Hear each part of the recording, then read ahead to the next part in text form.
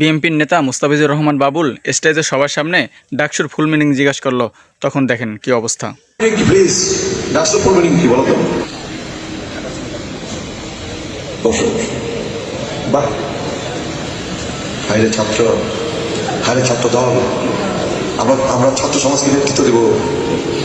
নেতৃত্ব দেওয়ার মিনিমাম যোগ্যতা আমাদের নাই, নেতৃত্ব দেওয়ার মিনিমাম যোগ্যতা আমাদের নাই। এমন যোগ্যতা নাই বলেই ডাকসুতে ওরা জিতে, যোগ্যতা নাই বলেই রাষ্ট্রতে ওরা জিতে, যোগ্যতা নাই বলেই ডাকসুতে ওরা জিতে, যোগ্যতা নাই বলেই ডাকসুতে ওরা জিতে। চারটে ইউনিভার্সিটিতে একটি বিশেষ ছাত্র সংগঠন বিপুল ভোটের ব্যবধানে জয়লাভ করছে। কারণটা কি?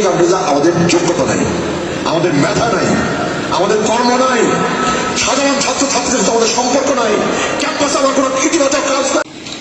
আল্লাহ এবার ফেব্রুয়ারি ইলেকশনে বিএনপি ক্ষমতায় নিবে, কিন্তু আমার ধারণা খুব বেশি দিন আমরা ক্ষমতায় টিকে থাকতে পারবো না যদি না আমরা মানুষের মন জয় করে চলতে না পারি।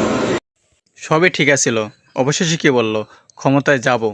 ক্ষমতা তারা গিয়ে কিন্তু বসে আছে, টিকতে পারবে কিনা সেইটা নিয়ে কথা বলছে, কিন্তু ক্ষমতায় কিন্তু অলরেডি চলে গেছে। আপনার মতামত কি?